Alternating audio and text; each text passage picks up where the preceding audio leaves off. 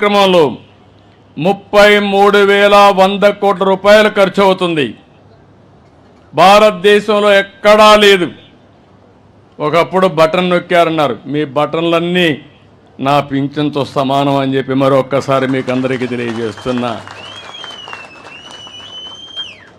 ఇంకో పక్కన మీరు ఒకసారి చూస్తే నెలకు 2,722 కోట్ల రూపాయలు మీ ఇంట్లోకి వస్తుంది.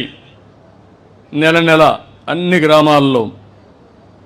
కొంతమంది పింఛన్ తీసుకోవడానికి బయట పోతారు, ఏదో కూలి పనులకో బంధువుల ఇంటికి వెళ్ళిపోతారు. వాళ్ళు మళ్ళీ నెల నెలా పింఛన్ కోసం రావాలి. రాకపోతే ఇచ్చే పద్ధతే లేదు. అందుకే నేను ఆలోచించాను, అలాంటి వారికి ఒక నెల రాకపోతే 2వ నెల తీసుకోండి, 2 నెలలు రాకపోతే 3వ నెల కూడా తీసుకునే అవకాశం ఇచ్చాను. ఈరోజు మీరు చూసినప్పుడు దగ్గర 2 నెలలు తీసుకున్న వాళ్ళు 93,324 మంది ఉన్నారు. నేను మిగలబెట్టుకోవాలంటే 76 కోట్లు మిగులుతుంది నెలకి. కాదు, పేదవాడికి అండగా ఉండాలని అదనంగా 76 కోట్ల రూపాయలు నెలకు మీకు ఇస్తున్నానంటే అది పేదవాళ్ళ పట్ల అభిమానం. ఇంకో పక్కన మీరు చూస్తే 3 నెలలు తీసుకుని 16,000 ఉన్నారు, వాడుకో 14 కోట్లు ఇస్తున్నాం. వీళ్ళు కాకుండా భార్య భర్త ఉంటారు, భర్తకు పింఛన్ వస్తుంది, భార్యకు రావడం లేదు. భర్త చనిపోతే పింఛన్ ఇవ్వకుండా పోతే అనాథయ్య పరిస్థితి వస్తుంది.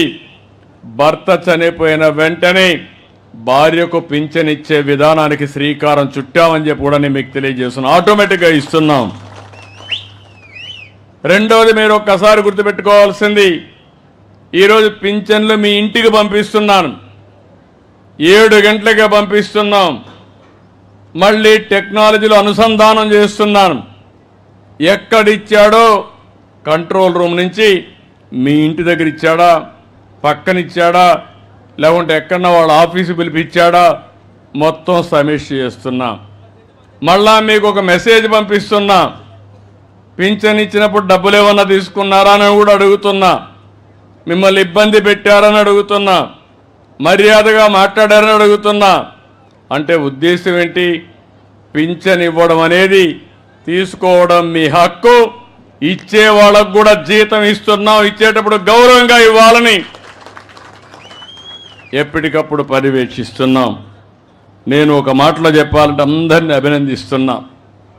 తొలి రోజే 98% పింఛన్లు ఇచ్చేస్తున్నారు.